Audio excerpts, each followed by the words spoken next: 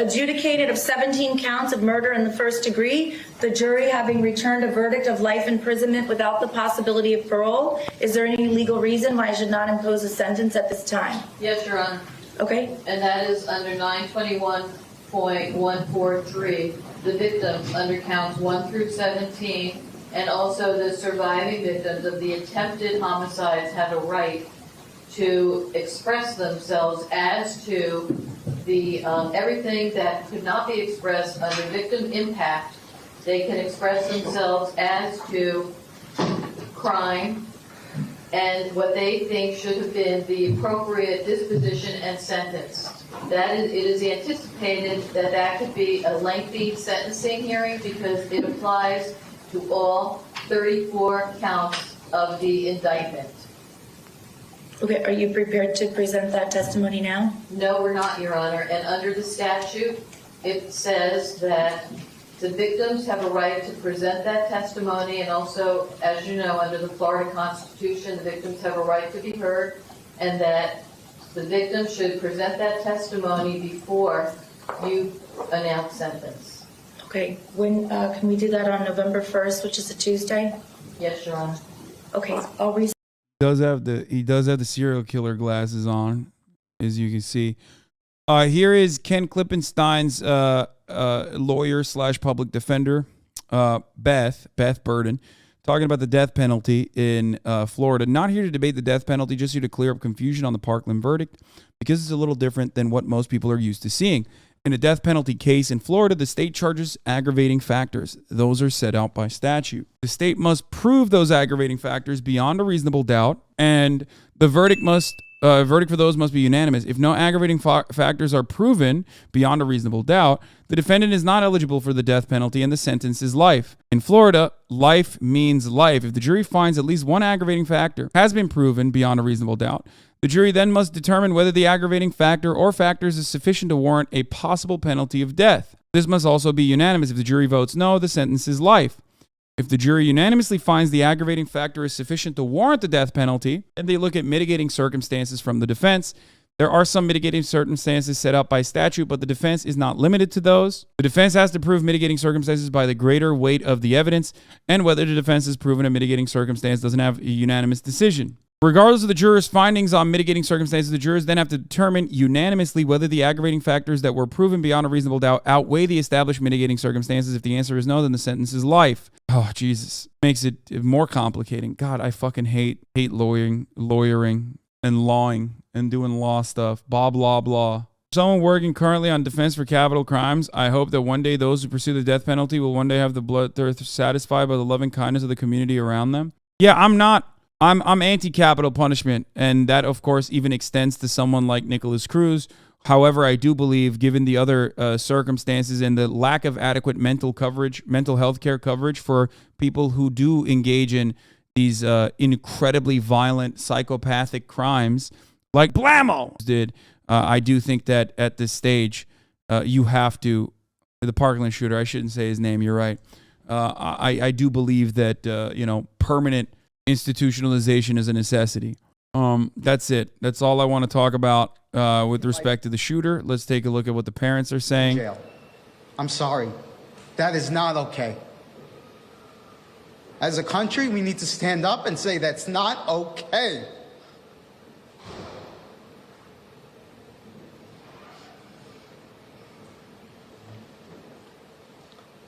It's also kind of wild that mainstream news, is also so fucking bloodthirsty that they will run this. Oh, Jesus Christ. What do we use the death penalty for? Traffic violations? Yeah. How about never using it? Anyway, I'm really impressed that the jury chose against capital punishment. I thought that for sure they would want him killed. Yeah. Especially in a place like Florida. I pray that animal suffers every day of his life in jail. And he should have a short life.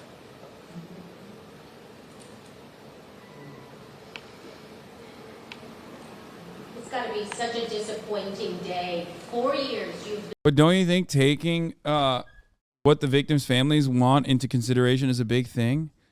Rehabilitative justice factors in the victim's considerations into what kind of restitution can be offered. But of course, some families, or even a lot of them, maybe even all of them, are going to say he should be fucking murdered like he butchered our children because that's what he did. I'm curious, why are you against it when these cases arise? Capital punishment is unjustifiable, in my opinion. I think that state-sanctioned murder is pretty black and white. It's just unacceptable in every instance. Does not matter, especially when the adequate legal process has taken place. I consider it to be barbaric. I consider it to be unjustifiable. I understand. My heart goes out to the victims' families in this circumstance. I completely understand their rage, their justifiable frustration with the system. School shooters, pedophiles, serial killers should be subject to capital punishment. No, even then, I think permanent institutionalization is adequate in that situation. I mean, we literally we already torture. American prison system is a torturous institution. That needs to change as well. Your goal for prison is to lower the recidivism rate, lower the rate that people are likely to recommit, and to reintegrate these people into society. Okay, if that's your goal, then killing people in prison and also putting them permanently away for the most part, especially when a lot of people could be rehabilitated if given the appropriate, adequate health care, the adequate mental health care, the adequate job opportunities, training programs and whatnot. Killing them or locking them up and throwing away the key is not the adequate response. Unless your goal is vengeance. And justice is not about vengeance. Justice is not about vengeance. Justice is about justice, restitution, making sure that we can coexist in this society.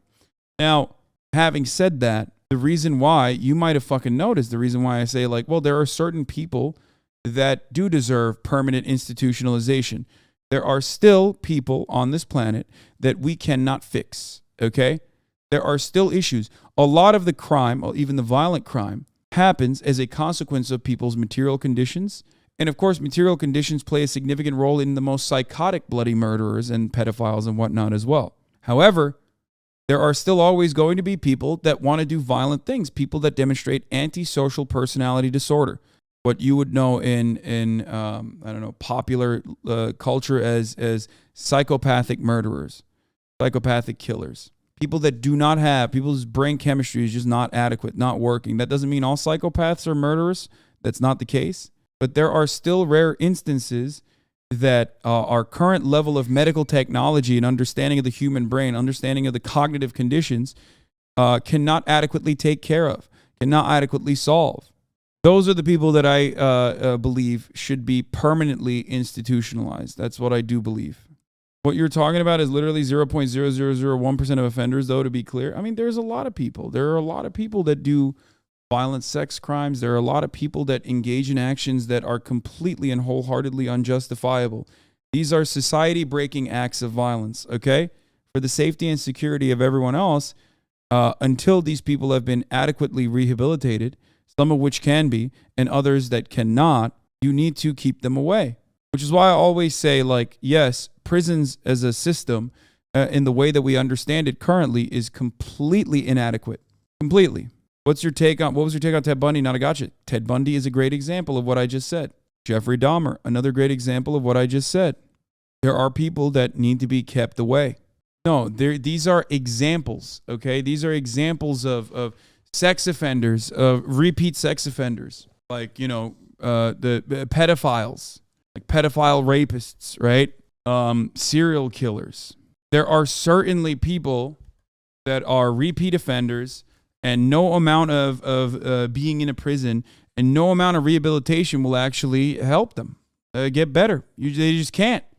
They can't do it. And those people still need to be kept away. If you cannot be, adequately rehabilitated, if our current medical tech does not have the innovation to deal with people like that, then you have to keep them away. That's how I feel. This does not mean that, like, even people who have engaged in domestic abuse, which is a gruesome, violent, horrifying, and traumatizing crime, a violent crime. should never have the opportunity to rehabilitate themselves. People who have sold drugs, people who have stolen. There are plenty of people who have engaged in violent crimes that could be rehabilitated. Other societies have tried and have had plenty of successful results in rehabilitating people like this. The goal of a criminal justice system should not be to satisfy the urges of the victims. Justice system is not about vengeance. It's about making sure that you immediately stop violent people from furthering their acts of violence, and then also making sure that those violent people can then reintegrate into society. That's the goal. If that's not the goal, like in the United States of America, where it's not the goal, you end up with America having 4% of the entire planet's population, but housing 25% of the entire planet's incarcerated population. We have the highest rate of prisoners per capita, and that is not an accident. That is by design, because through our immigration detention facilities and through our federal and state prison systems, we have created a permanent underclass. People that, do the license plates, people that fight fires in states like California, doing it for 25 cents to $1 an hour. Because slavery was not fully abolished in this country. It was just institutionalized and codified under the 13th Amendment. Slavery is still legal in the United States of America. It is such a morally abhorrent picture that we have private for-profit prisons in this country. Think about that. That also, once again, goes back to capitalism. How does it go back to capitalism? Because you need another permanent workforce, a permanent underclass that you can always exploit. Some of these places like Angola in Louisiana, the Louisiana State Penitentiary, is a perfect example of a place that hasn't even hidden its slavery symbolism. You have a gigantic plantation in Angola, in Louisiana, where black people have life sentences picking cotton. It's a perfect example. Joe Biden himself has also played a role in this. And no, someone said Angola is in Alabama. That's not true. Angola is the Louisiana State Penitentiary. It's also known as the Alcatraz of the South, or the Angola Plantation, or the farm. It's a maximum security prison farm in Louisiana. I mean, here, this is a picture from Angola. Here you go.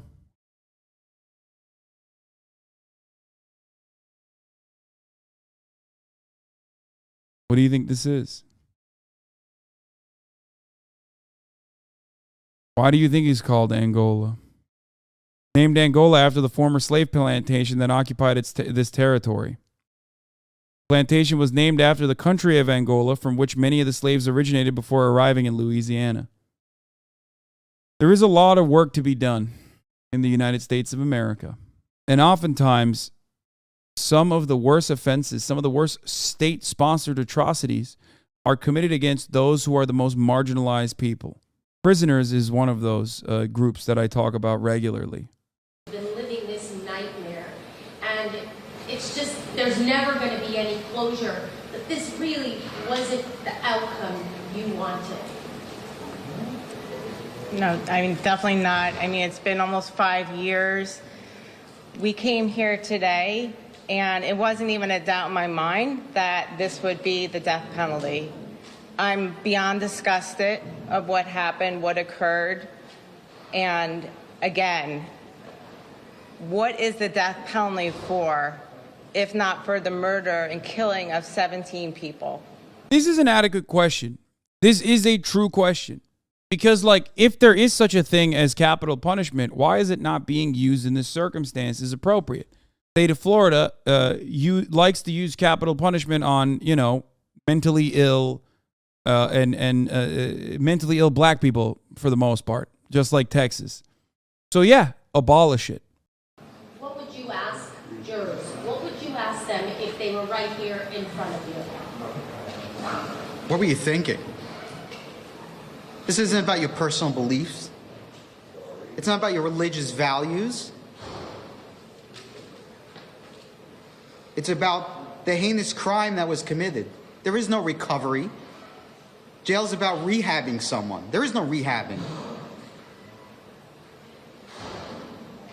Is there any sense of relief that at least you don't have to come to court anymore? At least you don't have to see this guy anymore? Doesn't matter at this point. And We still have to go to the cemetery Do you think to go see our daughter. Do you think there was somebody on the jury, at least one person who, from the get-go, would vote for her life, no matter what the evidence showed? Probably. Laura, you guys had to sit there for nearly. Everybody calm down. What are you doing? Like dunking on a guy whose fucking daughters died in the hands of a bloody murderer? If anything, be more mad at the fucking media pointing a microphone in his face and in his moment of weakness and anger, justifiable anger, nonetheless. He's popping off. Most people, if not all people, would feel the exact same in his shoes. It's a normal, adequate, measured, I would say, response to having your children taken away from you. When I talk about the death penalty and capital punishment being inappropriate, abhorrent, a human rights violation, I'm right, but I also am a human being who completely understands why this person feels the way that they do. You know? 50 minutes and listen to them go count by count. Can you tell us what those moments were like? We sat there for over 12 hours waiting to find out our child was dead. And we just sat there being tortured by another hour waiting. This idea of the mitigating factors being his mental illness or this alcohol-induced syndrome, that did not outweigh the aggravating did not outweigh the fact that he may have been mentally ill. What does that mean to you? So that means that everyone that has a mental illness should go on a killing spree? That's what we're telling this society? That we're saying that's okay because you have a mental illness? Mental illness isn't cured. And he had antisocial personality disorder, amongst others, oppositional defiant disorder, but it doesn't give him the right to go and kill 17 children, 17 people. And I'm sorry, this is just not okay. Were you okay with how the state prosecuted the case? Or do you think they could have done anything differently to elicit a different sentence? I think the state did a great job. I think they did what they could. We're very thankful for them. Unfortunately, the system continues to fail us. Would you say today's a tragic day in Broward County? It's a stain. I'm sorry. It's just a stain, and I live here. It's a stain on this world that we live in. Broward County. It's really just a real disappointment. disappointment. Have you been robbed of justice? Have you been robbed of justice? Absolutely. Absolutely have. Or would you say the state let your daughter down? Yes. The jurors let us down. We have a jury system for a reason, and they let us down. They gave their personal beliefs, but they didn't go by the evidence. There was no mitigating factors. I'm sorry. Any mitigation was disproven clearly in the court. There's no reason. And if there is a reason, then why are we allowing people to just go randomly kill others? Is that what we're telling our society? But there's mitigating factors, a lot of hogwash. Do you think Cruz should have been locked up long before February 14, 2018, at least in a mental institution or something along those lines? Locked up, yes. Mental or otherwise, I don't know what the right thing is, but he should have been locked up. He should have been shackles every time he came into the court. He should have been shackles the entire time he was there. He's not a human being, he's an animal. Laura, in the last 4 years, you guys have done so much work.